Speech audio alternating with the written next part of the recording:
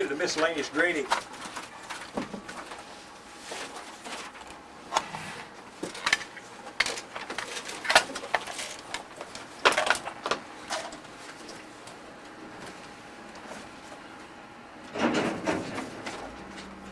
This is miscellaneous grading. It said graders should be used for the last 6 to 8 inches of the road surface. I don't think that's a true statement. Did you use the grader from the bottom up? Like they got a finish class starting next week, and there's not much difference between finish class and this class, because to get to that top to where you have to finish the ditches, and you have to finish the slopes, you have to finish everything. So as far as grading goes, no matter what you're doing, you're finishing something. You're not just finishing off ready for paving, say, well, that's finishing. When you cut your slopes, you're finishing that slope, you're finishing the ditch, you're finishing the top of the road, and you're getting it ready for paving. And then maybe they're going to crush rock on it. So they bring somebody in, they say, well, he's going to put the crushed on and do the finishing. Well, you've done the finishing too, because you finish all the time. Everything you do, you finish. You finish something.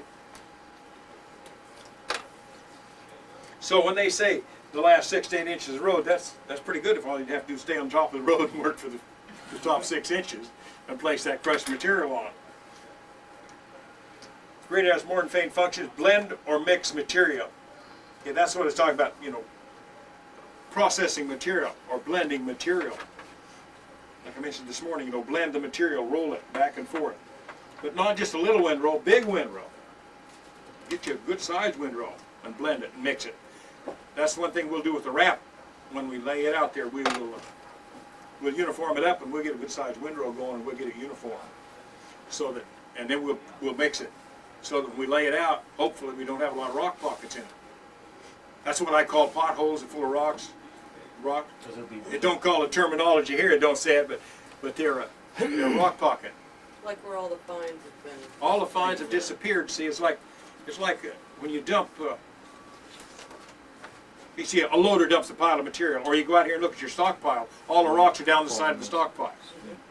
Well, if the loader goes in and picks that up, and he dumps it in the truck, and the truck comes and dumps it out, and that rock hits a certain place, and you just level it off, that rock stays right there.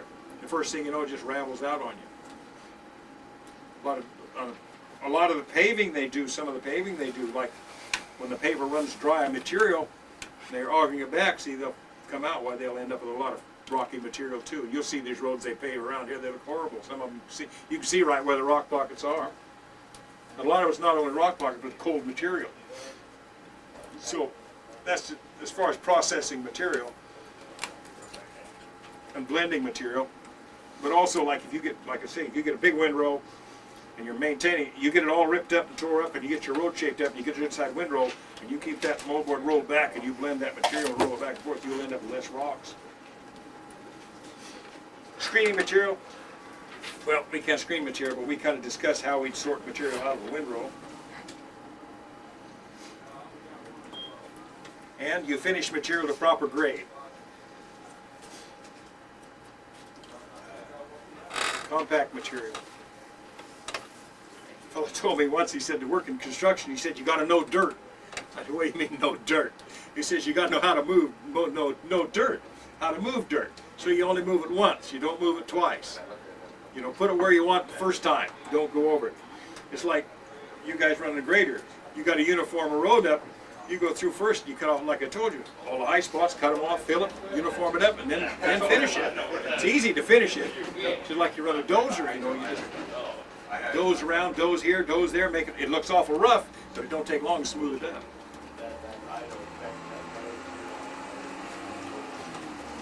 So compact material, serrated blades works well.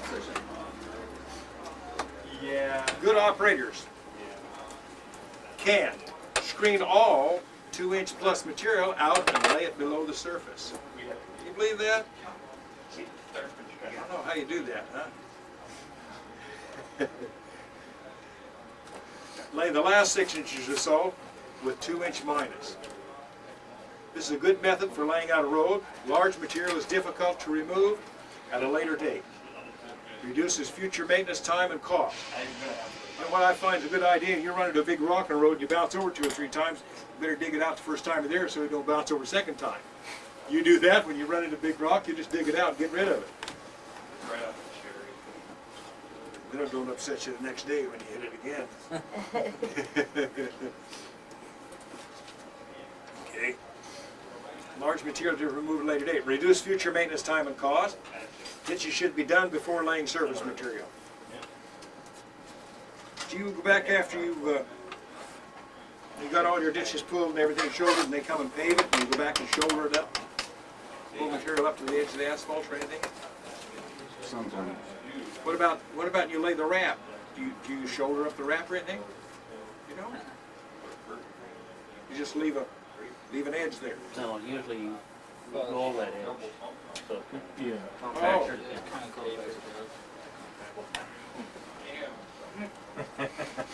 I'm not too fond of that. road. Well, I wouldn't do it that, in my opinion. Okay. It kind of Okay. watches. So what you do is you've laid your wrap in here. Yeah, we don't need to have such a steep slope today. Okay.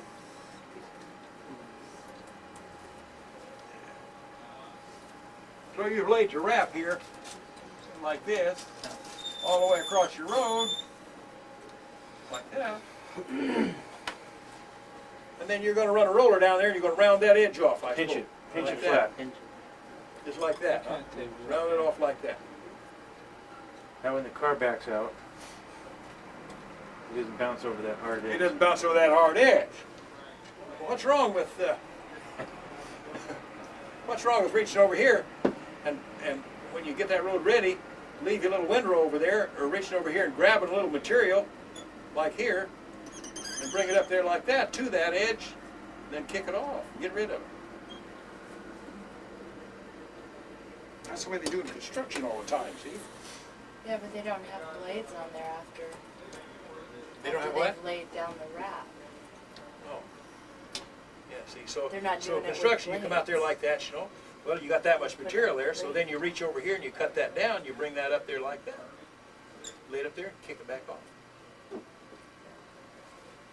Okay, you shoulder it, and then your road is like this, not like that. So that's the way they do it. So that, but we always shoulder it up. You know, you lay your material in and shoulder up to it, clean it off. But you roll it off, roll the edges, round the edges off. Yeah, well, because you got a driveway every 15 feet. You know? Yeah. It's hard to get down in there, and by the time you're messing around with that, you mess up your wrap. You're doing this before you shoot oil on it, right? Yeah, before you shoot oil. Yeah, you want to do it before you shoot oil. Yeah.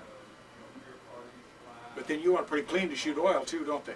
They want it clean to shoot oil. you're gonna have to regrade it in a couple of years. Pardon? Regrade the wrap in a couple of years. Do you? It won't stay on you? It won't stay with you? No, I think they're supposed to chip seal after that, but they haven't been. But what's it do, ravel out or? Yeah, some places. That was out intersection. I don't know what the deal is, but some places they last real good. I think it places depends the on the next wrap year you get. Some wraps dirtier than others. Yeah. It's like you say too, they get on the rock crown, spots on it. Pardon? on the crown that we're putting. The crown, but it's not crowned enough. Not crowned properly. Might be. Because they put it on King Street several years ago, and boy, it went all to hell, Yeah, hasn't it? yeah. Really has. Well, they did put a couple big jobs on King Street and that tore it up.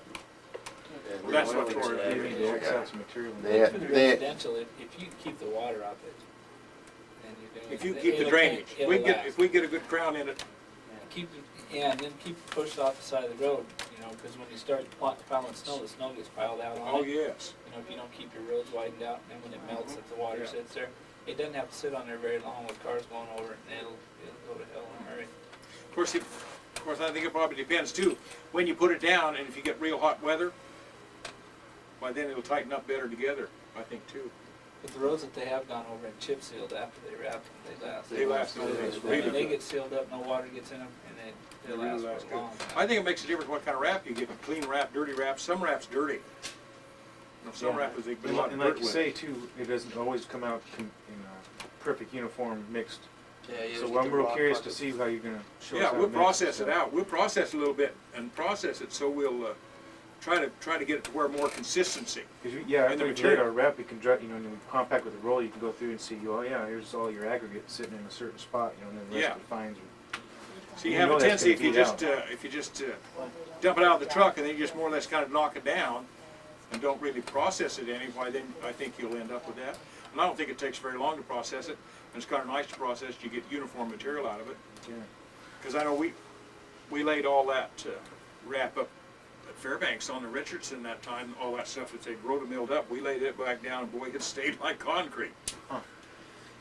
Sometimes, Big on if top you of get somebody good in the loader back there, they can They work it. slough the pile a couple of times Yeah, fluff it before up. they Okay. put it So you into can your, lay it with the blade, if you let it overnight in traffic before you finished it, and then you had to tickle it again in the morning, you'd end up with A lot of float. What we was talking about, float? Okay, that's why I say, lay a little narrow and then you can always get rid of the float on the edge. So you can we can do that too. We can lay it there, see, and we come back and if you have to leave it lay, then we can come back and just brush it. You can say, you just brush this half, you just brush this half and just lay that float right over in there. Get rid of it. That's what they ought to do before they shoot the oil. I think if they a lot do of that. it, too, the reason we have a problem with using that box is when it comes out of the truck, you're going down, and you've got your crown, so you're always heavy on one side. Like on the downhill side, you get most of the material run Right. out to that side. And I think a lot of the big rock tends to roll off on the high side, you know, because you've got most of the Mhm. material dragging down here, and then the bigger stuff will roll off. And it seems like if you look at it, the rock pockets that you get mostly are on the crown side, on the high side of the road. Oh, they are, huh? Yeah.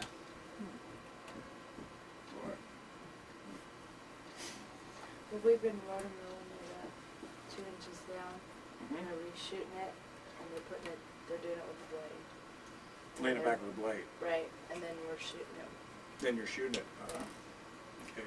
Do they get a reclaimer? They get a reclaimer or just a regular rotomill? It's a rotomill on a case. They're talking about a 10-foot one. It works Rotomill for really loader. good. Oh, for the loader. Okay, I got you, yeah. It's like kind of like a That's what rotomill we do. reclaimer. Yeah, I've Yeah, been in that because they got some before. big, the ones they're using over, going to Tonsina with, they're Yeah, it huge. is, and then they put it down with the blade, and It's a huge then machine. roll it. it'd be nice to get one It that takes asphalt that thick and just, picks it up and lays it back down is what they need. That's what you were talking about up there, you had a tug mill, you were pulling right along with you, and just laying that road back there. yeah. But if you can, but I think a lot of it is processing the material, and a lot of it probably is the quality of wrap you get. Because sometimes you get good clean wrap, you put it in a stockpile, I don't know what you're gonna do with that big stockpile. That's gonna sit up like concrete out there. That's why usually there's 2 loaders out there, one shaving the hill down, and the other guy mixing it down Fluffing it low up, yeah. before it goes in the truck. Boy, I think you'd pretty near have to take a ripper cap to it. Well, it's Yeah, got over one at the pile welding way shop, in the it's back all hasn't fixed. even It's all been fixed touched. up. Since that's been touched, Build a all bunch the back. more, too. They're doing And all they're of just Third gonna keep Avenue, we're putting gonna that get all stuff that in asphalt front of out it. there. That shit's just gonna sit back there. Well, no, he was shaving it, he shaved it flat last year. We stockpiled some on projects, and what they done though is, they would only stockpile as high as the loader would lift it. Like they brought it in with belly dumps and dumped it here, and the loader would pick it up, and he'd just lift it as high as he could lift it, And not drive on it. and not drive on it. Yes, you Stay off of it. Driving way up on top of the pile and. Oh, man. They're pushing it up there with No. the dozer and everything else. It's gonna be there all next year. That'd That's be gonna all be I like, have for the next couple of yeah, years. load 'em in that. Wrap the leaves for 2 or 3 years. The best way is really is to Get rid of it. crush it as you use Yeah. it. Hurry up. You know, make it as you use it. That Don't would make be- too much up ahead of time. I Wow. think Yeah, that's we'd the have best an way. asphalt Didn't pile. have A me little yet. late for Got that. Yeah, they got a Use all horrible that big 5 pile out years. there. Every Oh, they're gonna be time fighting that ASB would wanna forever. come set up What the you'll have to do pressure is every rip it with week. the cat, and then you'll have Yeah. to walk on it with a cat and break it up. Yeah, that's Well, what they do we do. still have our You're gonna have to. cat Yeah. anymore? Yeah, it's at the welding shop. Get a reclaimer in there, Finally just got- really. you got to do a little It's move. got new trash.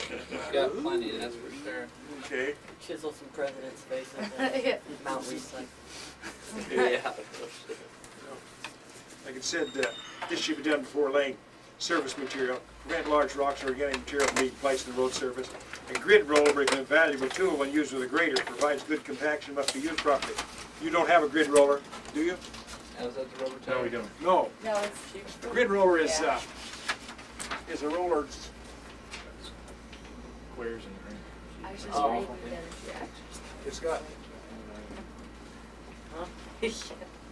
Where are we? No, we don't have one. got bars like that in it. Oh, yeah, I've seen them.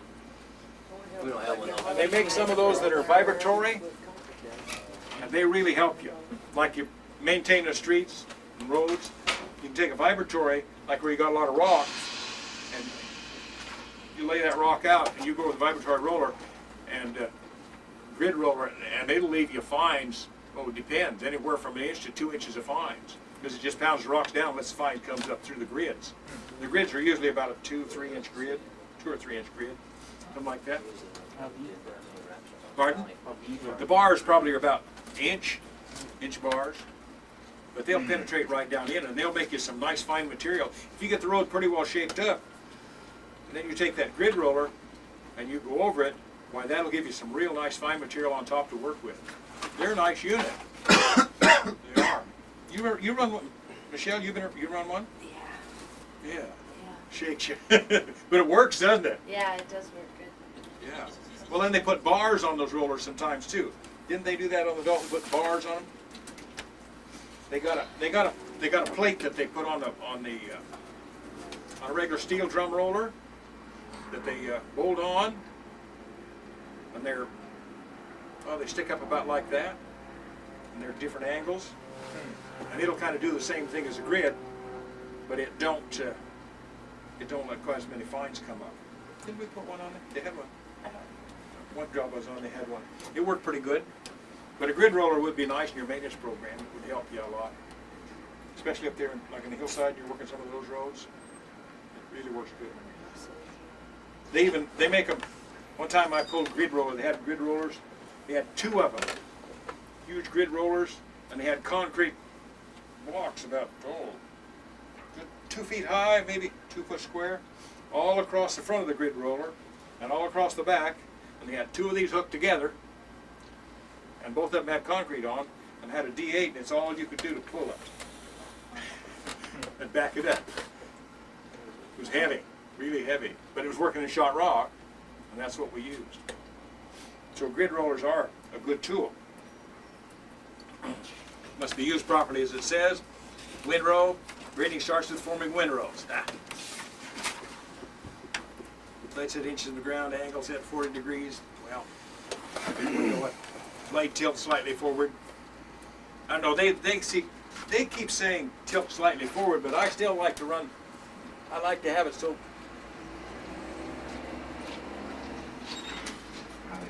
the top of the blade is parallel with the bottom. Like that, right, straight like that. I like that. I think you get the best action, rolling action. And different graders, of course, the Champion has a little different curvature to the moldboard than the Caterpillar, doesn't it? Yeah. Does it have less curvature or more I curvature? think it's more. More curvature? I wonder which one rolls material best. They're taller though. Yeah, that's yeah. Champion a little taller? Yeah.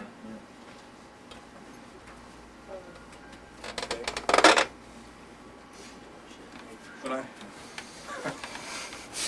I find it works better that way, but like I say, you can run with it tipped over a little bit if you want to on a light windrow. Another way to lift you up. You'll find out if you have an automatic blade control. In the back of this system, there's information on automatic blade control. But if you have automatic blade control, you'll find out real quick it'll lift you up. You got a heavy windrow, lift you up. Also, we're talking about windrows and heavy windrows. You can circle that blade with a load against it, but it's best if the load is evenly across the moldboard, so the load is evenly across the moldboard. If you've got a heavy load on this toe end, don't try to circle it into the load, because it's too much strain on the machine. If you got the heavier load over this end, you can circle some. But most of these graders you have, cat graders, have a slip clutch, and it'll give way on you sometimes, and the blade will come on around on you. But if the windrow is if your material in front of the grader is uniform across the blade, then you can circle slowly.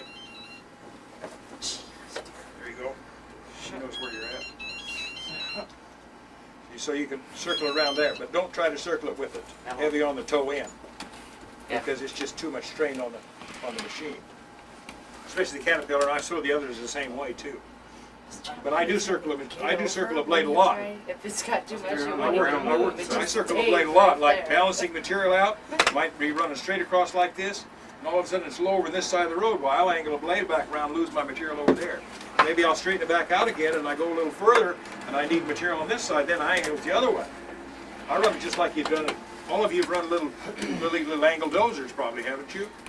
Oh, yeah. When Yeah. you're laying in belly dumps, come in and dump their material, or you're building up the road or something, you want to do that to get your material. Right, walking or- yeah, you can balance your material out that way. Yeah, you can. But same principle, you run this thing just like you do a dozer, except the wheels, like I said this morning, instead of having the blade in front of the wheels, it's got wheels in front of the blade. But otherwise, you can use it the same way. You can angle this way, angle that way to push your material otherwise. A lot of guys, I've seen guys that they just angle it one direction, think that's the way it's supposed to go, until they angle it the other direction. You can't be able to do that. Another thing I found too, that when I go circling around from one side to the other, I slow down and take it a little easy and idle the machine down some. Not full bore, and grab the controller and really jerk it, because it's too severe sometimes. But I do a lot of that, moving the material around like this. I don't know if you do or not, but you get used to that. Probably plowing snow you do a lot of it, don't you? Switching material, do you? Not too much? Yeah, Do you? I do all the time. You do a lot of times, yeah. Depends on what you're doing. Yeah. Because you might, You're breaking intersection Like or you, something like that. you got too much piled over here, and you don't want, but you got a lot of room over here, you might switch around and take it this way. right, like you'll have Yeah. one side of the street where there's trees all on one side and Yeah. the driveway's on the other, and then you'll be coming along and then you'll just switch it over and Switch put it around, all take over it the other way. side. Yeah. Or you end up carrying snow during an intersection or past something, right? You square your blade up and carry it on past. You get such a big pile, you can't back over. Going around corners, you gotta come around. All the time turning that blade in the wintertime. Yeah.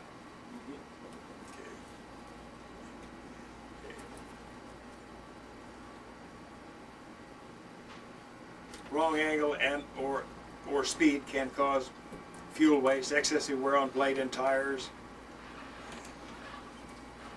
Leaning wheel graders, lean the wheels the same direction as earth moves off the blade. Counteract side load forces, keeps the machine going straight. On all wheel steer and articulated machines, body of grader can be at an angle, provides more tractive force, allows more material to be moved. During some operations, the windrow may be passed between the rear wheels, which we've talked about. Never let wheels run onto the windrow. Because what happens is if you all of a sudden you're grading along and you happen to get over this way and this wheel gets on a windrow, it lifts you right up. And then you'll see it right here. The blade will come up. Stay off your windrows.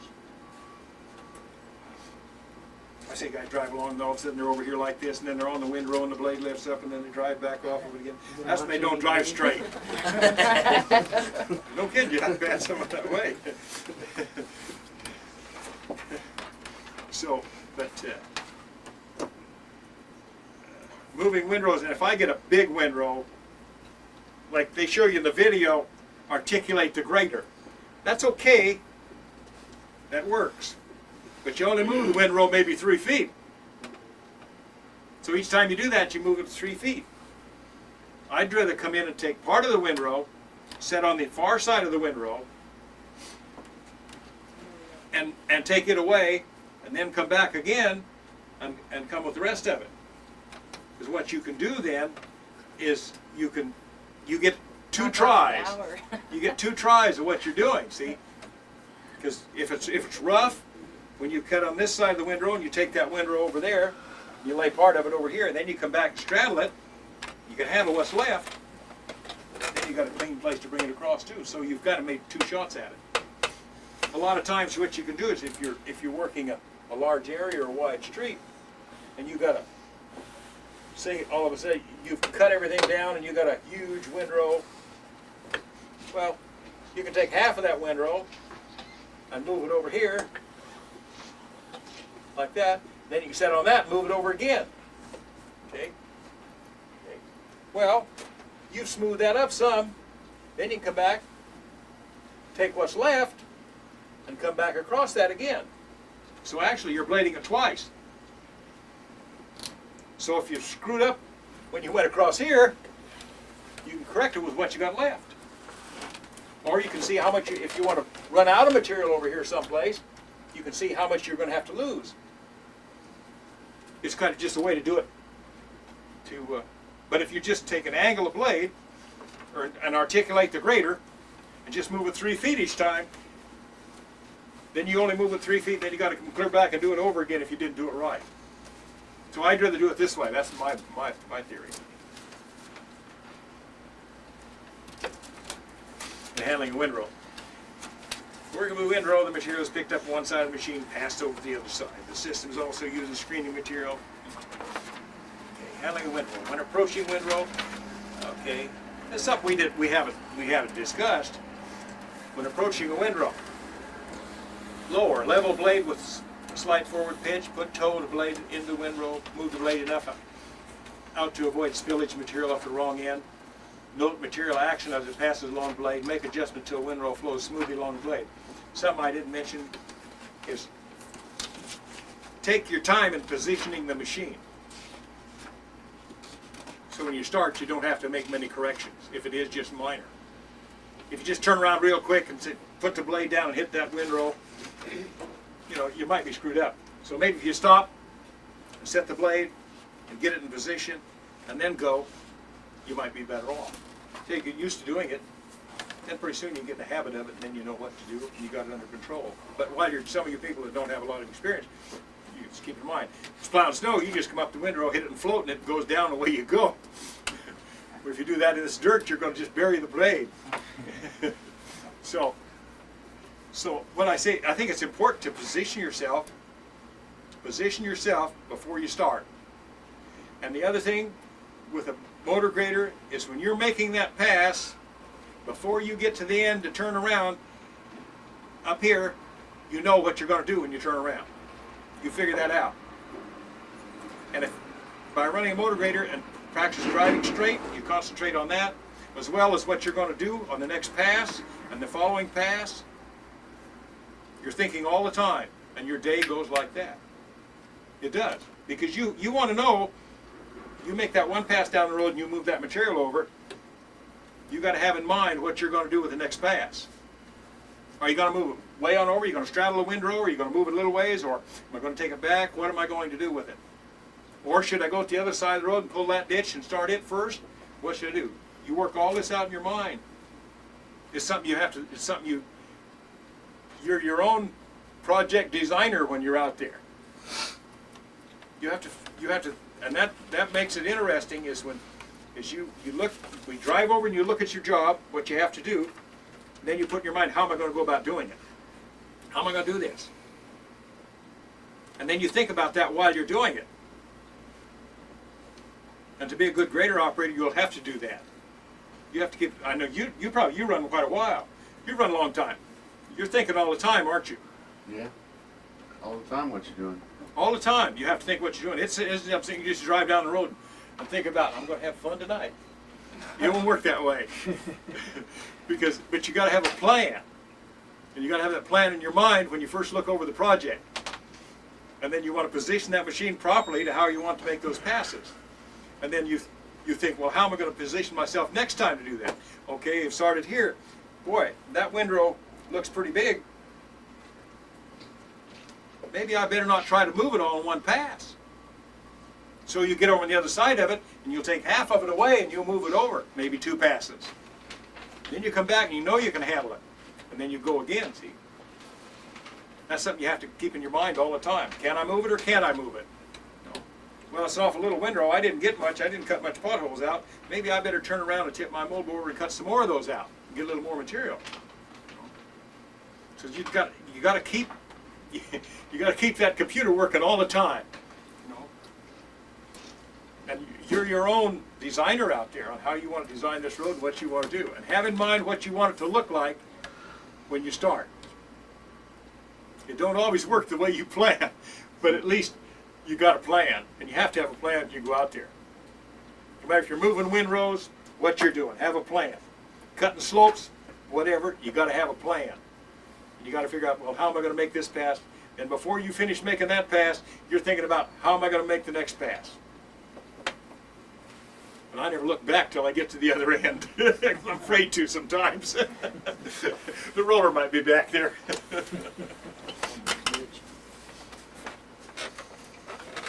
Okay. Square the direction of travel, move, okay. It says handling a windrow when approaching a windrow. That's what I started here, is approaching a windrow, how to approach it. You take a look how you're gonna move it. Put the toe of the blade and so forth. Yeah. Windrow, handling the windrow. Spreading is accomplished by placing the grader with all wheels straight, straddling the windrow. Blade must be level, angle slightly forward and pitched forward at the top. Okay, when you're spreading a windrow, spreading material out, so what I find works best, if you have your road, okay. So you got a windrow here, pretty good sized windrow, and you want to lose that out across that road. Well, you start moving that windrow. Usually, if you're going to move it across, you might have to take part of it away, or however you start moving. But I would rather, when I get over to this point, not have enough material to finish this out and have to come back and get a little than I would to go across there and carry my profile and end up with a great big windrow that I got no place to get rid of. Follow me? Because I don't know if you end up like that or not at different times. Yeah, before. What really gets you is an automatic blade, because you set the automatic grader down, you start from one side to the other and you're carrying a proper percentage. You get to center and you start down the other side, and all of a sudden you're cutting too much material. So then you got to turn around and either bring it back or something. So I'd rather not take enough and come back. This is kind of like, any of you done any finished carpenter work? Put molding in a house or anything like that? Yeah, Stuff like that? You take a good finished carpenter, you know, he measures it, It changes. then he goes and he adds about 1/4 of an inch or whatever, and he cuts it. Then he takes it back and he fits it. Then he takes it back and he cuts it again. Then he goes up there and he fits it again. Then he gets a little sandpaper and he sands it. And finally he gets it to fit.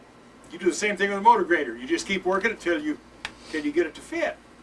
It's the same principle. But that finished carpenter, he don't cut it right on the length he measures the first time. He extends it a little bit because he knows if he cuts it too short, he's got to go get another piece of molding. No, you take some caulk and go. Oh, Paint it. Okay. So I'd rather. Hey, use that filler putty. I'd rather say I get over in here someplace, I see I don't have enough material, I'd rather come back and get a little bit more and come out with the right amount than I would start across here and all of a sudden I got too much and then I got to come clear back. So I'd rather not take too much. Same way cutting a slope or taking material down a slope, I'd rather not take too much. And that's another thing we didn't, you take material down a slope, you got a windrow, when you get down here at the bottom, you want to feather it out like this, see, so you don't leave a windrow. You know, you lift up your heel, lose it out. Of course, you probably realize that. Okay, if the windrow is heavy, more than one pass may be necessary. The more passes taken, the better the blending and screening potential. Okay, that's why I say take part of it away and come again. Sometimes of course, I don't know, you guys don't deal with real heavy windrows, do you? Only in snow? When we're racking But it. we only have this much material on top of clay. Right. You don't have it. Yeah, we lose some pretty big snow piles when we're racking though. I bet you do. Agreed, it'd be A lot of duck pile that's been done on the road, we'll go through and chew it up. Try to work what we can out Yeah. of that. Well, it don't hurt to go through when you're cutting the road down, getting rid of the holes and the rough spots. It don't hurt to make it look rough. You don't have to make everything pretty the ridge path, because I've seen dozer operators work, and every pass they make every pass and they make everything all smooth all the time. but it takes him a long time to do anything. I see another dozer operator, he gets in there and man, he makes the office look a mess you ever seen. But at the end of the day, he's moved a mountain of material, and it only takes him a little while to go back and smooth it up. Same with the grader. Don't take long to smooth it up if you balance the material out ahead of time. So that's one thing, that's what keep in mind. Windrows can be spread to any thickness.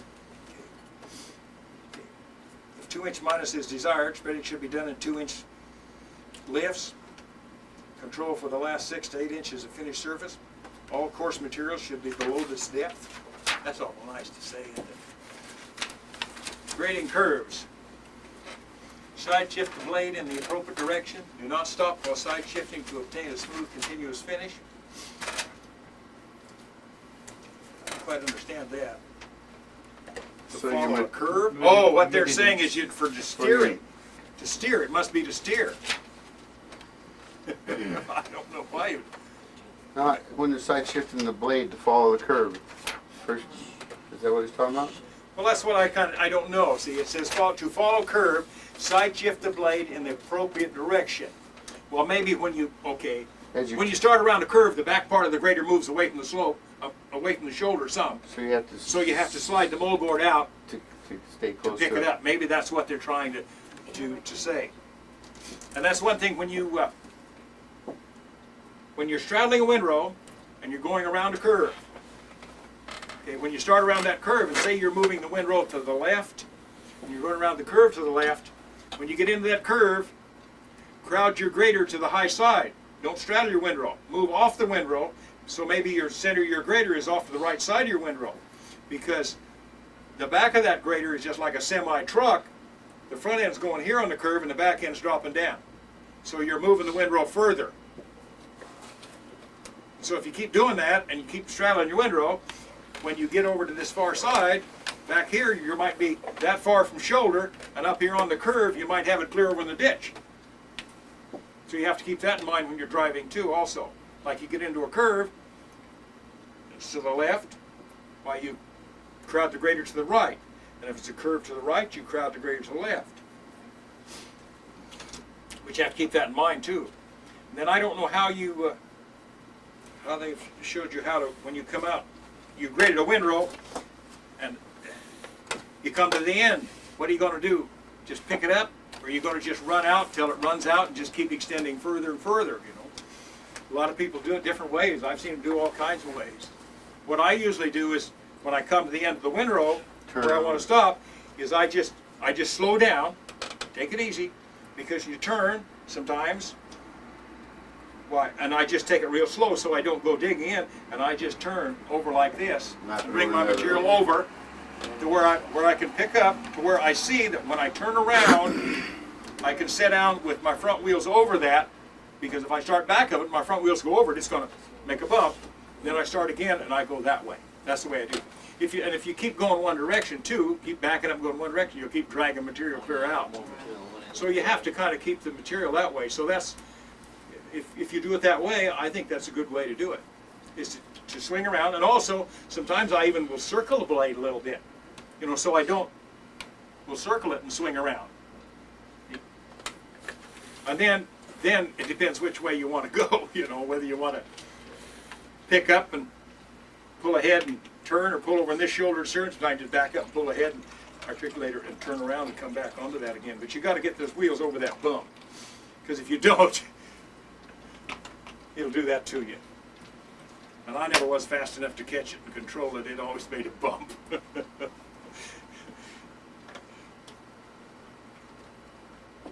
So that's some of the things that we didn't cover is how to come out the end.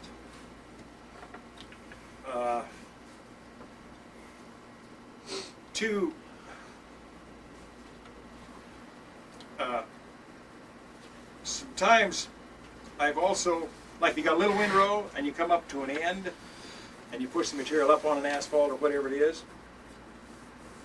Okay, sometimes what I might do is I might just lift up, pull the blade over the top of it, tip the moldboard forward, and set it down on that, and I'll just drag that back over this way into my other little windrow.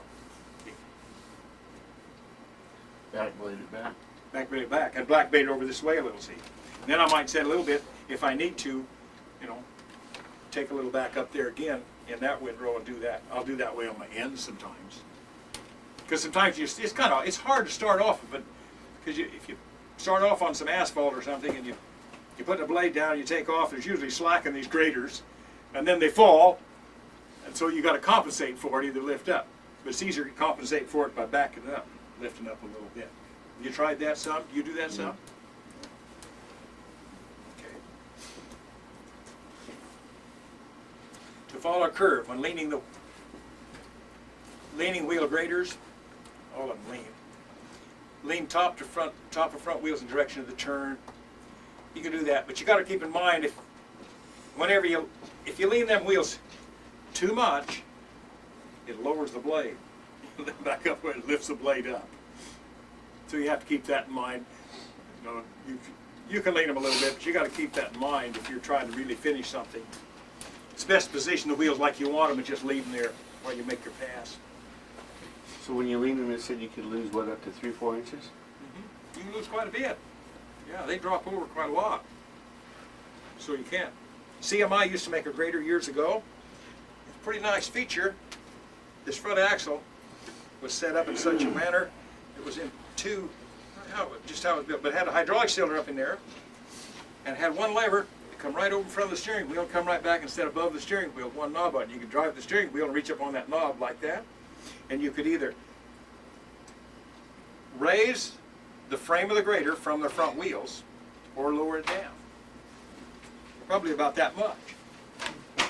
So if you're going along and you want instead of reaching both controls up, you could just reach up there and just pull that up and it just lifts you right up. If you had a low place, why, you could just compensate for it and just pick up the front end. Kind of a nice feature. They don't make it anymore. But it was pretty handy because once you got set, you didn't have to worry about picking this one up more than that side. They all come up even. What are you giggling about? Teasing me. Shit. Ruthless. Oh, yeah. Grading around obstacles. When obstruction is in the path of the blade rather than the machine side shift, rather than the machine. When an obstruction is in the path of the blade rather than the machine, side shift the blade to avoid it. That's what I mentioned earlier too. That's what I like to do rather than steer around things. You probably got mailboxes out there and everything in your way. On larger obstacles, side shift the blade, back out of the machine, drive around obstacles. 2. When obstacles are in line with the wheels, side shift blade, using normal steering to avoid obstructions. Grading ruts and washboards, well, in the straight frame position, blade should be angled slightly, blade should be tipped forward. We discussed the sharp tip. Something to utilize normal grading technique, angle the blade vertically to suit the road crown, grade at a speed suitable to conditions. Like they say, they always advocate rip the potholes out, rip them out. And that's the best way to do it if you can do it. But like you say, you got that much on top of clay. In some places you got that much fine material on top of big rocks. So you just can't do it. They don't want us ripping out the puddles on the wrap roads. Not on the wrap road, No, it Yeah, just that makes a doesn't bigger, make any sense. because what It makes the wrap is kind of dried out and cured out, and what it does just make more of a rock pocket, doesn't it? That's what we've been rotomilling out. It's the potholes and stuff. They've been putting it back in with material and shooting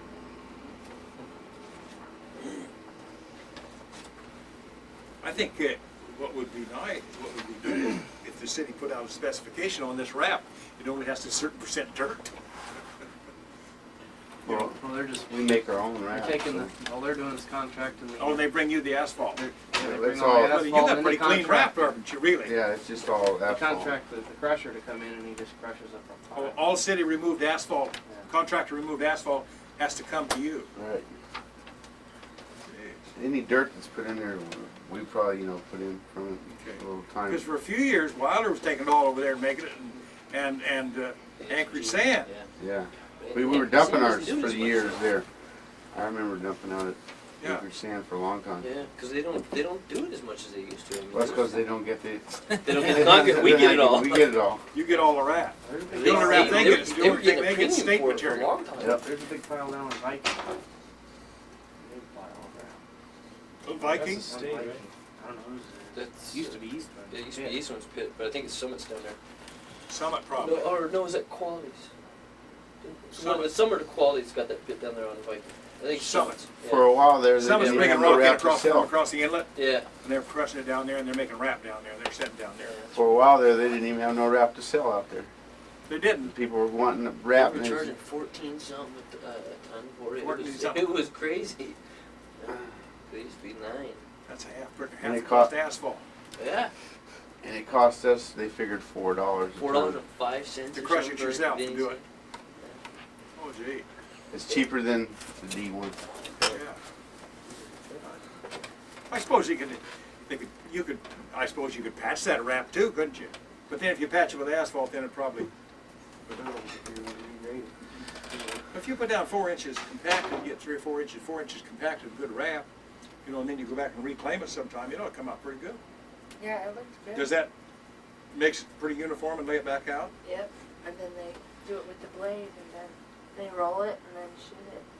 I thought it looked good. It was, the next day, it was like hard, like asphalt. But, Our only problem is they're not going and chipping it right away.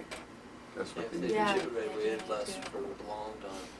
You know what makes it, one job I was on, they brought it, they rotomilled it up and they brought it back, and then they stuck it through the crusher, through the hot plant, but they didn't add any oil to it, they just heated it up. They just heated it, ooh, and then they just heated it up to a certain temperature and run it right back out and run through the paver and put it down as base. And it really stays. It's just like hot mix. Well, that's how we used to do our plug mills. We used to, in the wintertime when we couldn't get no asphalt before they came out with Upham, that's what we'd do. We'd take chunks of asphalt and we'd put them in the plug mill and heat them up and then lay it back out. Yeah. I think that would work. Well, see, you could take that wrap and put it right through a plug mill, the same thing. So you Right. can heat it right up and it'll just make patch material just like, That's what we should be doing. you know, good, it'll make good enough material to patch with, just like you're buying over here. Because Right. it'll come right back alive. We use a coal mix. Yeah, see, Yeah, you can. let's see if they had like a asphalt dryer and run it through, see. Or if they put it in that patch truck turn the box on, how hot it would get it. Not, it gets it pretty hot. I mean, it would steam. Yeah, we get it pretty hot, but Because we were that Not, new not cold patch tray, patch truck, Oh, patch. box, like an oven. That'll probably, the next thing they do is get a dryer. Run through the dryer. See, that would make you a nice road, Tray. because then you'd like new asphalt. It doesn't have quite the asphalt content as new asphalt would. Because new asphalt's got about 6%, and probably a lot of it's deteriorated, but still it would be a good project. Because up there, we done it, it come out just like pavement. yeah, we did a patch when I first came here 10 years ago. And I just about a week ago, we tore it up, it was still there. And it was on a really high, heavy area right there by Diamond Hook in that corner. And it was still there. Clayton and Wow. Mickey Novak and I put it in there. It was still there.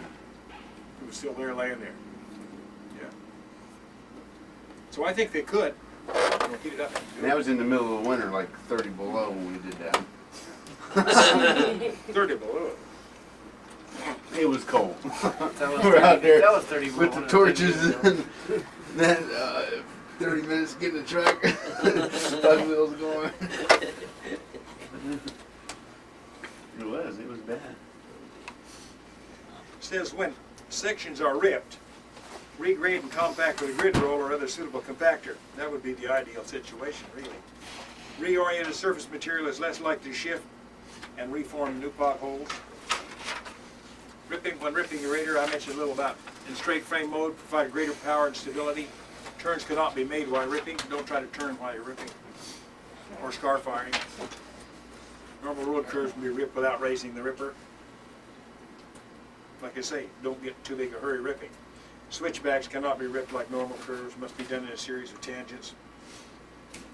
Ripper must be lifted each time the tangent angle changes. Before turning around, make sure ripper is clear of the ground. Large rocks may be lifted out by ripper and cause damage to drivetrain components. That's one thing you want to watch. If Of course, you remember to get in that situation, but if you do this heavy ripping with a ripper, and you come out to the end and you pick up the ripper and you want to back up, pull far enough ahead so that you can see back where you lifted the ripper. Because you might have dug out a rock like that and don't even know it, and it's dragging along and rolling along in front of your ripper. And when you back up, it could get right under your transmission. So it's best if you're ripping like that, you know, heavy ripping, why pick up, go far enough ahead so you can see back there if you're going to back up. Because boy, you'd be surprised what them rippers will drag up. Horrible rocks, huh? Lower ripper cautiously. Too much down pressure may lift back of machine, causing slippage, excessive wear, and loss of efficiency. Best to put the ripper down and start moving, and then start penetrating as you go. Low spots. Deposit excess material in low spots on articulated and all wheel steer units. Cramp the rear wheels in appropriate directions. Surfacing material should be spilled off the blade into hollow. Do not adjust the blade while performing this routine. Straighten machine once past hollow. Okay. If low spot has not been scar fired in the initial effort, it must be re-scar fired to achieve binding surface before being refilled. Okay, what they're saying is if you have a real hard solidified surface, like silver ground is as hard as asphalt, and it's real slick, and you add, say you only add about 2 or 3 inches of material to that, and you compact it back in there, you come along grading, and you put some pressure down here a week or 2 or a month later, and you start to cut hard, that may just tear completely out of there. Because you have a real slick surface, and you're trying to bond something to it, and it don't bond. So it's just like that. So it'll just drag out with you and tear. So really you should rough up that bottom surface somewhat, or get it good and wet, so that when you place that material, it'll bond. Otherwise it'll slip on you. Because like sometimes you're grading and maybe you've graded over, you know, maybe there's a little low place in the asphalt, you bladed some material over there and fill it. The next time you come in, you sit down and touch down on it, but it just drags right out of there on you. That's what's happened. See? So you should really rip it up, loosen it up, scar fire it, get it loose, so when you add the material to it, it bonds. And then it won't drip out, won't drag out on you next time. Very hard surface, you might have to remove some teeth if it gets too hard. You can't penetrate, don't just try to keep ripping it. The other thing you can do if you try to rip, and you can't pull it all with all your teeth, what you can do is go over here on the shoulder of the road,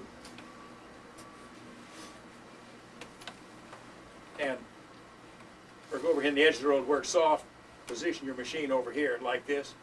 So part of your ripper maybe is hanging out there, start ripping there, and then just work over gradually and take about half your ripper each time, rather than try to make one full pass, move over a full width.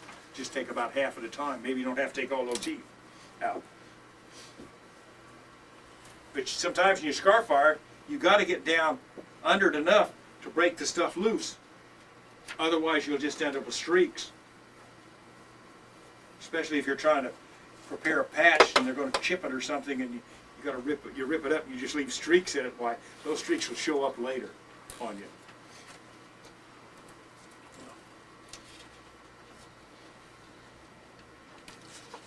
It says scar fires will work with 1, 2, 3, 4, 5 tips. Scar fire can remove large rocks, set teeth deep in the. Okay, sometimes they say you can do this too. You can take a scar fire and go through with teeth close together and scar fire just real shallow after your loose material, and your rocks will pop to the surface, and then you can just kind of brush them off. End up in a subdivision like that one time in Eagle River, and that's the way we done it. Lift the scar pile slowly moving forward. Stop if resistance becomes too great. Back up to relieve pressure. Repeat process to loosen the rock. Never force the grader forward. One thing don't do, you got a rock to dig out, don't take a run at it.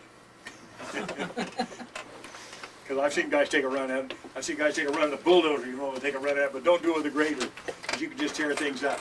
You can bend those moldboards, twist them, do all kinds of things with them. So dig alongside the rock. You got a big rock, dig alongside of it and get it loose, or dig around in front of it with your blade, loosen up, and then get behind it and roll it out of there if you got a great big rock. Don't try to just force it out. if you dig around in front of it some, you'll relieve it, and then you can ease it out a lot easier. But I've seen guys take a runner's rock with a grader.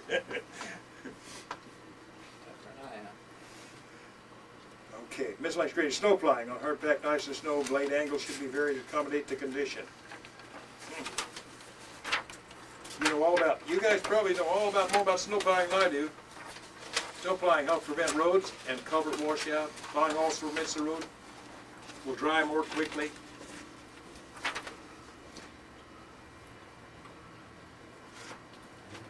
I think there's much need to discuss snow plowing with you, because you guys are probably, you get down here, it talks about laser grade leveling.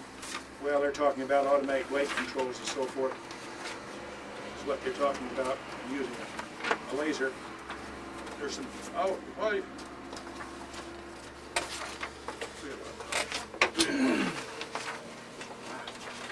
See, we're not going to use a laser.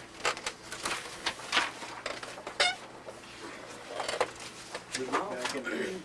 You're reading this That quote. talks about I automatic know, weight that's what I controls, was or, reading, but I'm sitting going, it's all about laser leveling. We don't need that. Flow control should be used on snow plowing, I think. But we get into, Sometimes. Drop it to the ground. I was in float when I went over the I railroad. tell you what. And it took out one of those Well, things. yeah, you can't put it float over railroad, but I didn't know it was gonna catch. that's why you see so many people get hurt, and that's why you see some guys that can plow all the time and not get hurt. Some guys can't. well, let's take a quick break, and then I'll You gotta know I'll when go to over wear a this. plow and float. No, it didn't hurt the blade either. It didn't stop me. It just ripped off a little piece of it.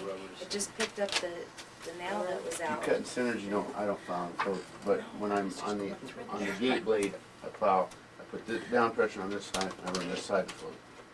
That way if you hit something, it gives you a little give. Those key boxes and that are always over on the side of there. The key boxes are almost always not too far off the curb.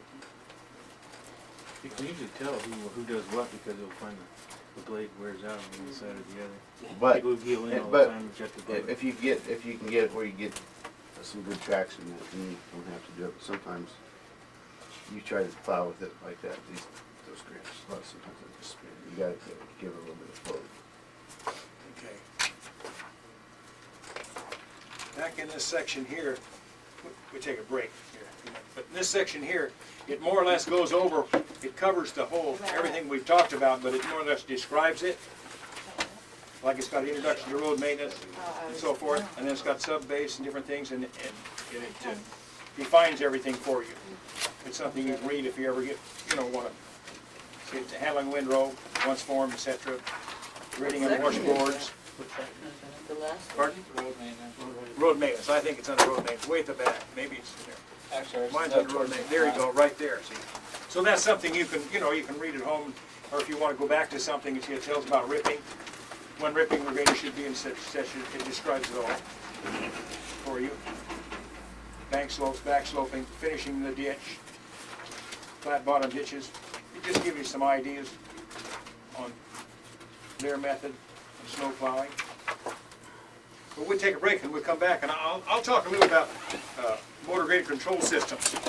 And then we got a section back here on slopes, slope staking. Is that you, honey? Anyway, so that's where all this funds come from to do this project. And they also, there's another fellow doing some of it, but he's doing some in Fairbanks right now for people who's coming in from the bush that maintain airports and something, things like that. That's where he does it. They've scaled this size of this down some, they don't have so much, and it's more hands-on with those people, because some of those people, too much information like this would intimidate them. So it's mostly hands-on, an oral and class discussion and this type of thing with them, rather than a lot of information to read and absorb, because they might not handle it too well. That's where all the funding comes from. As long as the money's available, I think State of Alaska ought to get it. Oh, yeah. Because if you only pick up a few little tips out of the whole class, you've learned something. Because I've worked on jobs, I worked with different operators, maybe I only pick up one thing in that job from some other operator. But I picked it up and I got it forever. So that's where I think it benefits. It's not, To me, it's not the easiest thing in the world to train a bunch of people, you know, how to run graders. Like I say, you get a skill level, you graduate from 0 to 10, you know, and you're kind of based with that, and you got to give equal amount of time to everybody. So far, everyone's been real receptive, and I feel they've all got something out of it. They benefit from it. DOT, the person that's in charge of DOT maintenance, from Valdez all up to northern sector of Alaska, Prudhoe Bay, was in charge of all of that. He told Sharon, he said, your classes have worked out all right. He said, our people are utilizing some of the things they've learned. Like this year, see, some of the fellows learned how to run the automatic grader control system. So they're down there running the grader themselves now, rather than have Ernie Charlie come down from Solana and do it. So it's benefited them that way. And not only benefits Ernie Charlie, he can stay home, see, Yeah. and still work. He don't have to go out of town. So it's a good program. I don't know how long she's going to run it, but I think sometimes she ought to have an advanced finish class to take the guys that read to run the grader mostly. A real advanced system, and get the automatic blade control, just like we were out in school, automatic blade control. They got one in school, and then I borrowed one from MD, and borrowed one from Hogart. So we had 3 blades with automatic control. We taught everybody how to calibrate it or use it for How expensive are they? how sensitive, How expensive? how expensive. They're about $25,000, but it's money well spent. I'm wondering, System 4, that sounds like the same automatic system they've got on the paver. They probably did they have one on the paver like that? Yeah. It's Similar to that. looks Okay. exactly the same, Yeah. except for the sensor they on that. They don't have that too. Rotation sensors. Yeah. But I'll go over some of Usually that. I've only seen it run on one side. Well, they can run on both sides. You can run on both sides. They had them down on Fifth Avenue. When they were doing it. Fifth Avenue, they had automatic run. On both sides, run on both sides, yeah. What's the runoff, just the ground? What it has is, we'll cover this real quickly because I think everybody ought to know a little about it because you may be involved with it. Because a few years down the road, it's going to be there for everybody. Yeah, it looks like exactly the same system they've got for the paver.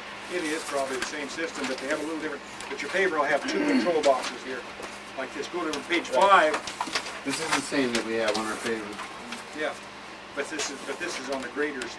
But you go over here, page 5, and see your control box is in your cab, and then you have a main fall package that fits under the frame. Okay, what the main fall does on that machine, I don't know how it does it, but here's what it does: is if you're going up a steep hill with a grader, you had a steep incline like this with a grader, and you've got your blade straight across, why, the toe and the heel would be the same elevation. It would be the same, run this way. Okay, if you were set to 0, flat, okay. But, you angle the blade down here, and if you put a level up here, this is level. You put a level like this on this hill, and it's not level. You gotta pick it up like this. It compensates for that. Yeah, you just zero out. When you set your blade to where you want it. No, you can change the blade, do anything you want. Yeah, see, you could set it right there, but then you'd be stuck right there. Anytime you moved it, you'd have to reset it. Well, see, see, this this is- is okay. right here where it say the blade sensors. We have those abilities. We just never have. Those Use will it? go for Okay. our blade. But what I'm referring to is this main fall valve package, see, that fits under the frame? Up on the Okay. right hand. We What don't you have that. We what don't you- have that. Okay, what you have is a rotation, you don't have that, no, you don't need that. You don't need it. The main fall valve? The main fall valve. We don't have the That's laser what that tracker does, see, either. is no matter how you angle this blade on this slope, it's gonna maintain whatever percentage you have it set at. If you got it at 0, or if you got it 2%, it's gonna maintain it, no matter how that's turned, okay? And what does that? But that's what the main fall sensor does.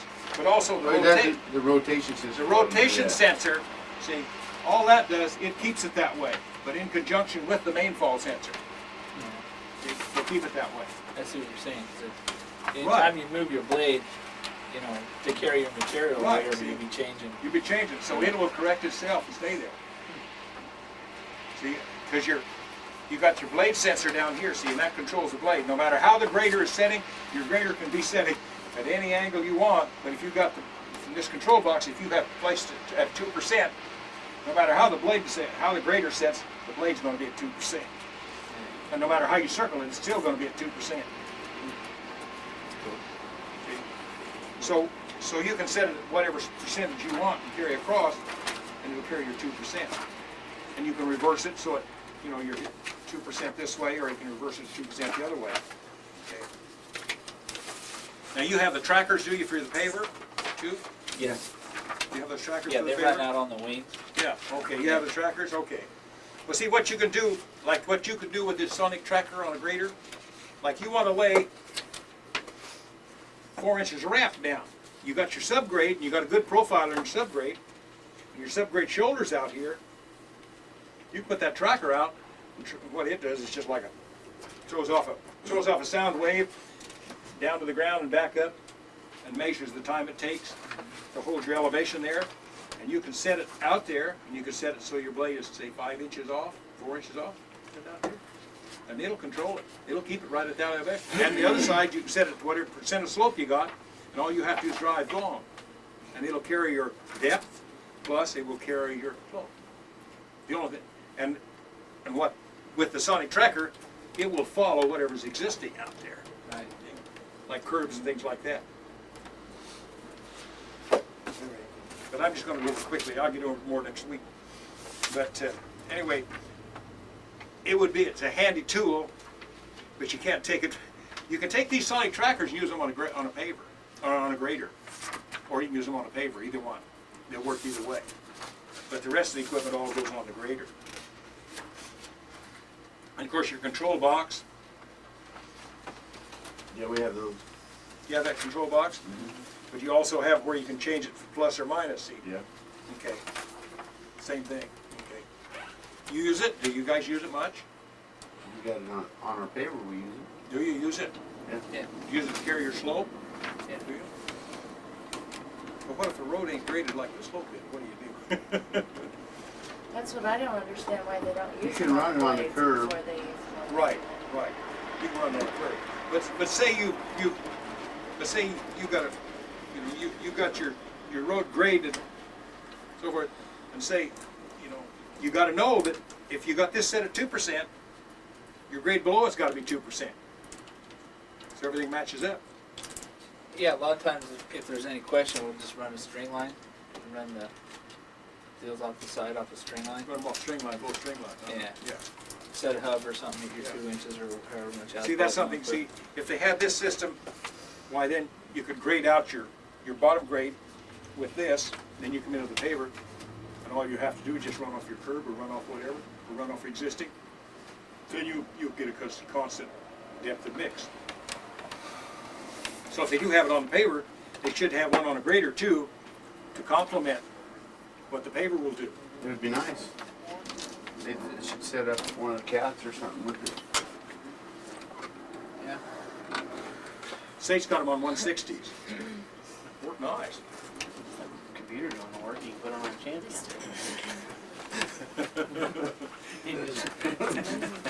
TV in there, your stereo, and wet bar. Never get me out of there then. They came out in like 91, didn't they? With these automatic systems, Yeah.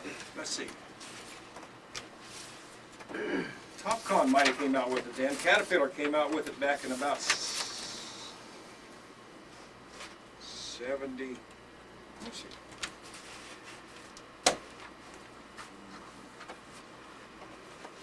About 71 or 72, Caterpillar came out with a system, but it was a real temperamental system, and it was easy to abuse, and you could hurt it real easily, the way it was set up, and you had to really take care of the machine to have it work properly.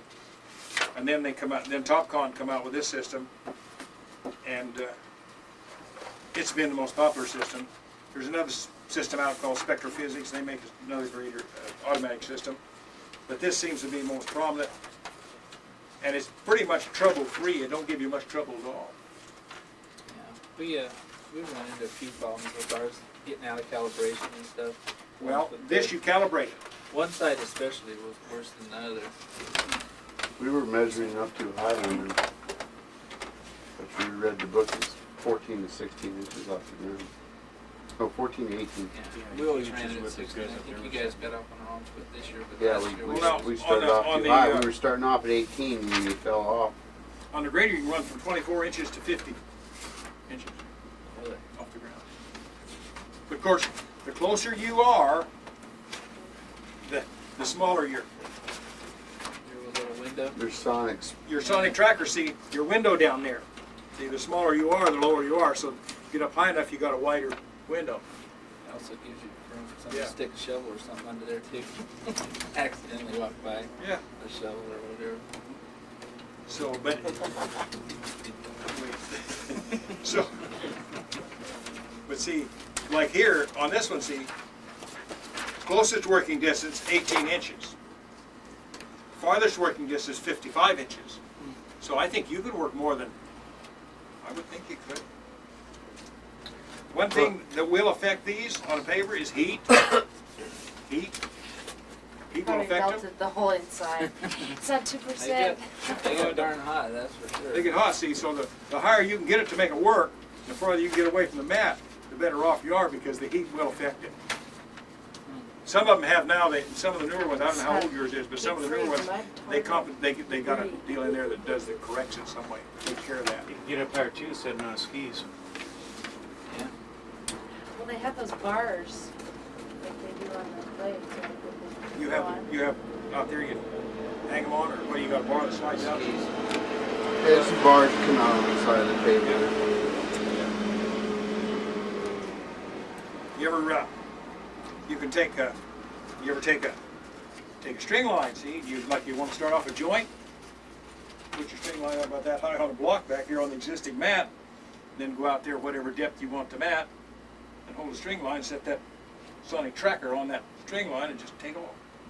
Yeah. You do that? Yeah. That works. But Summit has a non-contact ski, non-contact ski. What it is on the paver, it's, the ski's about so far off the ground, 40-foot ski, and it's got 4 of these trackers on this ski. And they sense the elevation needed, and it all goes back up to box and compute it together, and they average it out. That's what they done 5th and 6th Avenue with, and that's about the nicest paving job you've ever seen in this town, isn't it, as far as smoothness? Wow. Nice. That's really a nice job. Yeah, they use some kind of new mix down there too, though. It's a nice mix, and it's a nice mat. They laid a nice mat. Is it But they use a non-contact ski, and that Don Anderson over there that takes that paver, he said that's the slickest thing he's ever used. Because it don't, a ski will rumble rocks and things like this. He just hangs that ski on the way they go. They can take off a joint with it, anything they want. Yeah. They've got a ski for ours too, but you guys still haven't used it, have you? But they're starting to run a profilograph on some of these paving projects for smoothness, giving penalties and giving incentives to contractors for smoothness. They're going to have to go to some of this to get it here. Yeah, they're going to have to get smoothness. Because the people that, the representative for this, he said, out in the States, he said, we put one on a contractor's paver. He said they paved the project with it, non-contact ski, run a profilograph on it, he said, come out 0. He said the contractor couldn't believe it. He said, "I've never done anything that nice." But if you're going to use automatics like this on a paver, you should have automatics on a grader to compensate it, see, so that you lay the same depth. But it gives you some ideas how to. And you get back in here, and this is kind of why I'm going to go this. So you see, put 2 trackers on either side of this thing if you want to, and so when you turn around the other end, while the other tracker will work, and you can track the grade, and you don't have to do nothing, just drive until you get too much material in front of you. Just drive through. But it's got some, let's see, cutting the subgrade, elevation cut, so you start from a string line, work your way up.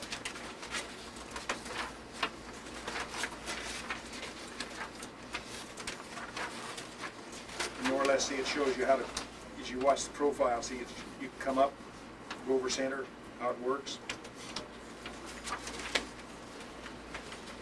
Supers, gives you you break down the components of it.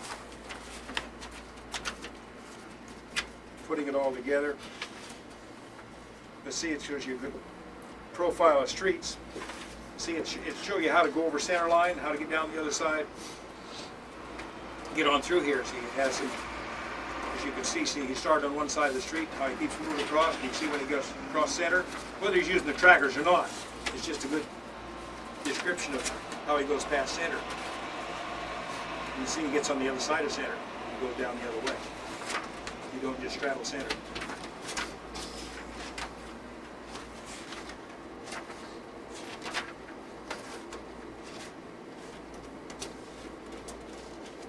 But I thought I'd just discuss a little bit on automatic blade control. We'll get into it next week. We'll go more thorough with it.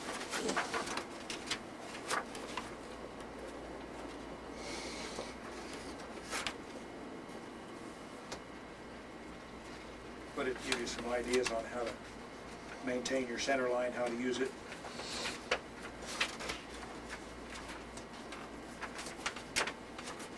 It's something that you can look at and hope they buy one someday.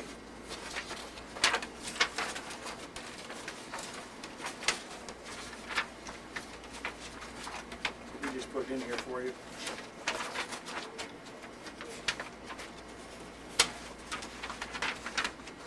It tells you wear points on the blade.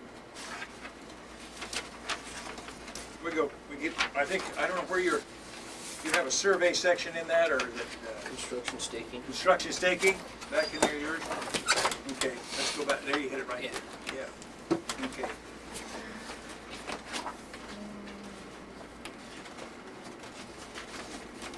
We'll kind of run through this real quick. It's something that you can study in your spare time, and what it does. Basically says here slope stakes are set ahead of time. The slope stake will always have a reference point to it, usually about 10 to 20 feet away. That's because slope stakes get wiped out by cuts. The grade hop uses RPs at the beginning for determining where grade stakes needed to be set. Grade stakes don't show as much information as the slope stakes, but they do guide the operator who is responsible for making cuts or fills as required by the construction plans. Grade stakes are set at a certain distance to tell the operator where to start cutting or how much to fill as work progresses. Grade stakes give intermediate guidance. The grade hop sets grade stakes. Grade stakes get set off the reference point, see below. Expect grade stakes to be different depending on who does them. So if you ever get in a project where some engineers come out, surveyors, and they've set some grades for you to go by, don't be ashamed to ask them, hey, what's this mean? What it is, because they all stake it different. Some might stake at the shoulder road, some stake at the center line. Some might, like we said before, they might stake at the finish center line. Okay, that means top of the asphalt. Or maybe they determine top of finish is top of crushed aggregate below the asphalt. And they're the only ones that know that, so you have to ask them. So because they all do different things. But see, here's some terminology they use, like OG is original ground, SS is a slope stake, and RP is a reference point, F is a field, C is a cut. And like you have a circle around a number, that's the distance it's offset from wherever the shoulder or whatever it is referring to. And an upside down V is a crow's foot, means fill or cut. If the crow's foot points up, it means you're filling. If it points down, it means cut.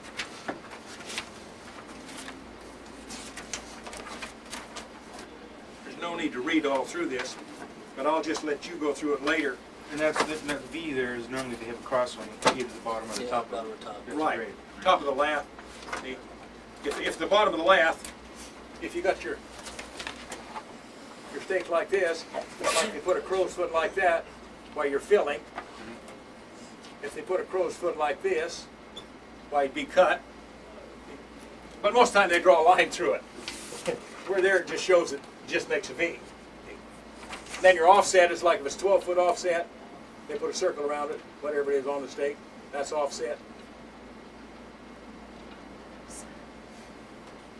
And you want to find out what it's offset to, a lot of times they won't tell you on the stake. These surveys don't give you any more than they have to. The reason they do that is because you call them up and come back and give us some more information, they send you a bill. So they give you the minimum. So while they're there, ask them. But what this little section will do here for you, if you're not familiar with anything, any of this construction that's going on around the area, and they're going to redo a street out there, why you can get off the grader, you can walk around and look and see what these stakes are, and you'll have an idea what they mean and what they're going to do. Especially out in urban areas like out of town, why those people, they can look and see where a culvert's marked. Maybe it shouldn't be there, maybe it shouldn't be moved. They know ahead of time because they maybe read the section like this or studied it. So it gives you here, it gives you pretty good, it gives you pictures of what it is, then it describes and tells you about it as you go on through. And it talks about a little bit on cross section, that's in surveying. And you go back here, some more slope stakes, and shows you the stationings. And what this will, it's something that you can look at in your spare time. You might find it to your advantage someday to, when you're out and they stake a project, you can walk out in the woods and see what the stakes are and know what they're going to do. We've had quite a few out here in Parkland. Right, see? So, Might put a piece on there. yeah, so you can walk around and see what they're going to do. You know, you got an idea what's going on. So it's kind of handy. That's about all I can bore you with today. If you got any questions, let's just do a review. Any questions? Okay. Let's get some kind of discussion. Somebody's got some questions about something. There's too much to answer here in one day.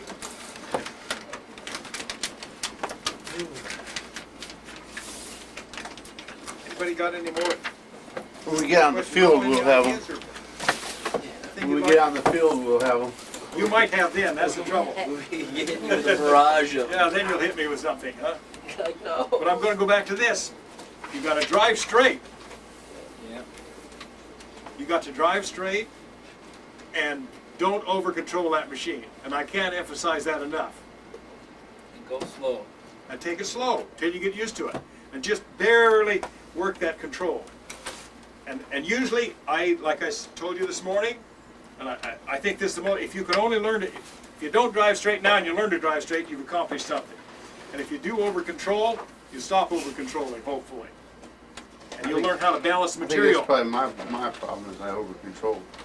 Right, that most of us do. I have a tendency to over control. And sometimes I catch myself at it.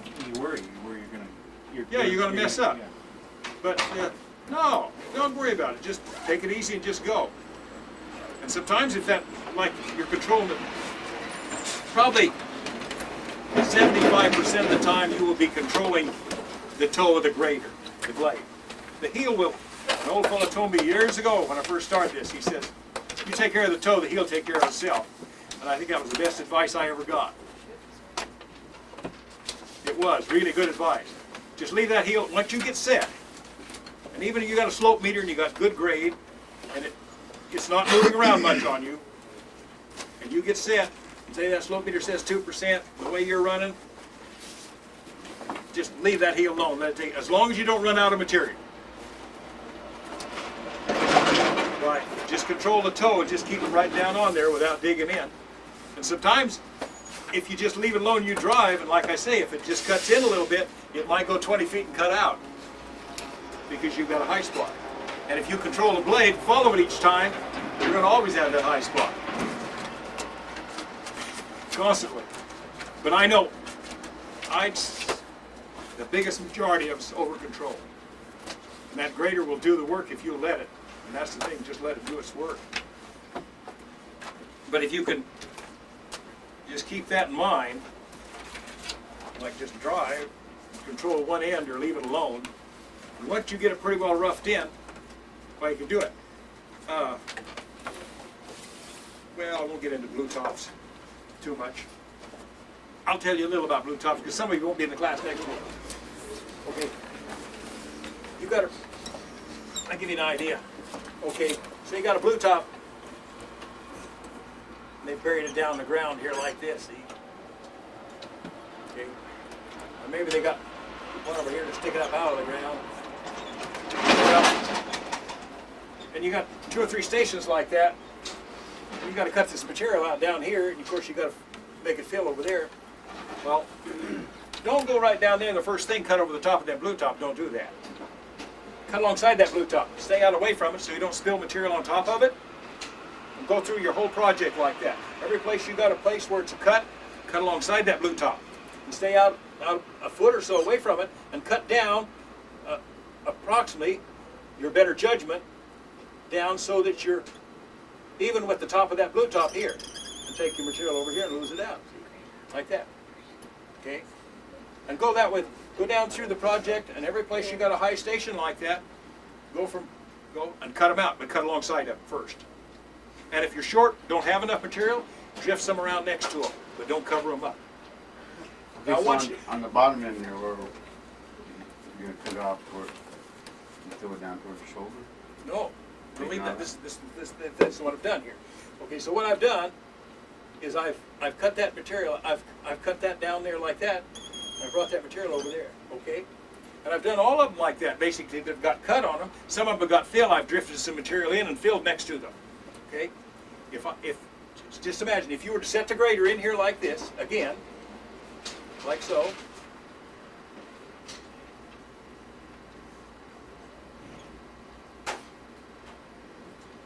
Like that, and you set your blade out here, your grade set, and you set the blade right out over like that. However, come over there like that, and you drive along. When you cut along, if you guess properly, all you got to do is drive, and it'll cut the blue tops off for you. See, you've set yourself up to where you got a good smooth pad right alongside those blue tops, and the grader's going to cut them off for you. And if That way, you don't have to. Yeah, you get on the roller and pedal back down, honey. Don't run over the So, that way, because if you try to go over them first time and cut over them, you're going to have to manually do it. Maybe this one's down that deep. Maybe that one's down that deep. Maybe one's like that. So what you got to do, with this way, you can cut alongside of them. And you can make 2 passes till you get a good pad to where you've cut down to where you're almost the same elevation as the top of each blue top. Then all you got to do is sit there and drive. It'll cut them off for you. It ain't quite that easy, but that's the way it works. The other thing you can do is like here, see, then you can take this material up here and you're going to fill it here next to the blue top here. But don't cover it up, because then you got to find it, see. They got them little fuzzies stick up on them, you know. They do that, see. Okay. So what you do is you bring your material in here like this, you bring it over and you take there, and then what you do is you got all your material in this lane. Your excess and where you're short, and where you're excess, you just take this grader and you shove it around where you need it to balance your material. You've pretty much established what you got over here. You've established this. All you've got to do is balance the material out in the center and get it uniform. And then once you get it uniform, you can just blade right across, go across center like this, lose that material off, sit down here and go the other way. And then go over the other side of the road and start the same principle. But see how you go about cutting the blue tops? Don't cut over them the first time, cut beside them. And sometimes you can cut twice beside them if you miss. Maybe don't cut, because a lot of times you can't see what the next one is and nobody's going to tell you. You can't see how deep it is in the ground. You see them little fuzzies just stick up about that high, well you figure those fuzzies are that long, why it gets down so deep, you know. But you don't know, that grade checker might have came along, took a pair of scissors and cut that thing off just to fool you. Then you cut it out, see? So anyway, you can do that to your buddy sometime. Shit. They get mad enough you're I shouldn't give them ideas, should I? See, if the roller operator gets mad at you, she just take her scissors and cut them off. Oh, You think just stick up that high? Well, boy, I got to cut that deep, see? So you stick the blade in the ground, and the first thing you know, you're rooting them all out. And you're going, what the hell's wrong? You get off and look, the fuzzy's only that long. You look back and the roller operator. And then you start heading back there, and she starts running. Yeah. But anyway, Very nice. I think that's the simplest way to cut blue tops there is. And if you can judge properly by all you have built yourself, like I've said today, you built yourself a template to set on, and the grade will follow. Just like that, see. Because I see so many guys cut right over the top of them every time, first pad, right over the top. Oh, man, road goes like this, see. Don't do that. When you cut alongside of them like that, then you can uniform the material up and get it all pretty well balanced out. Then you can come back and all you got to do is brush over the top of that blue top, bring your material in, and take it back on over here and just go to the other side of the road. just some ideas, but we get into that next week in the finish class. But you guys might well know something about it too. You know? I don't know, because I think what's going to I don't know if it'll happen with maybe not with the municipalities or cities, but Department of Transportation is getting a lot of federal money now for maintenance. And the federal requires a lot of verification of what they're doing and how they do it, and records of the areas they do it. And if they patch an area 1,000 feet long this year and they're going to go back and patch it next year, why they say, how come you're doing it over? And I think what they're going to come to is maybe they'll say, well, you know, you're going to have to do some engineering, you have to do some surveying, some things like this. So they might have to do that. And if it ever gets to where the cities, you know, start to get any federal money for maintenance, they may make you comply more to contractor specifications that they design for these projects.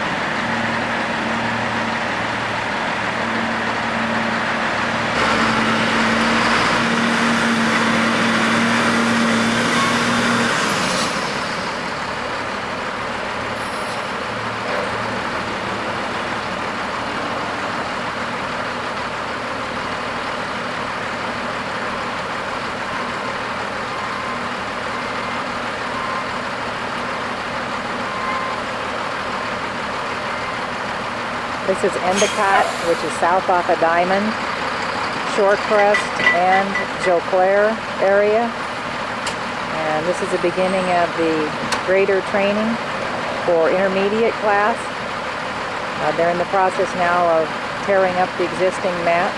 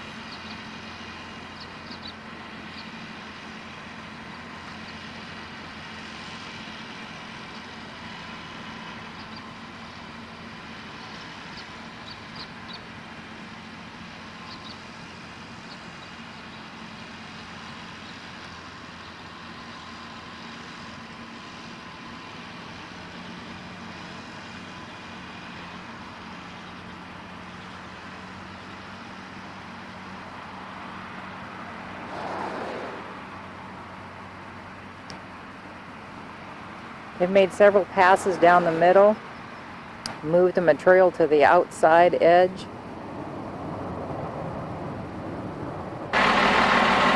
And this is Endicott at Shore Crest on the south end.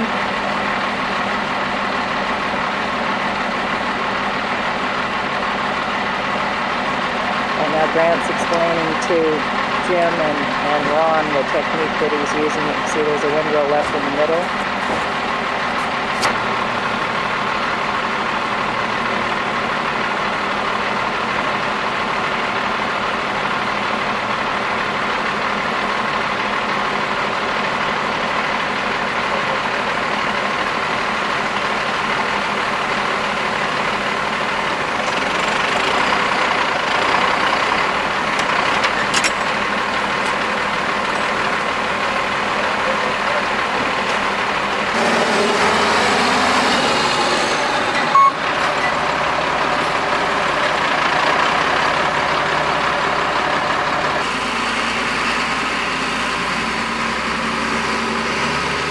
Here they're using the scarf fires for ripping up the existing mat.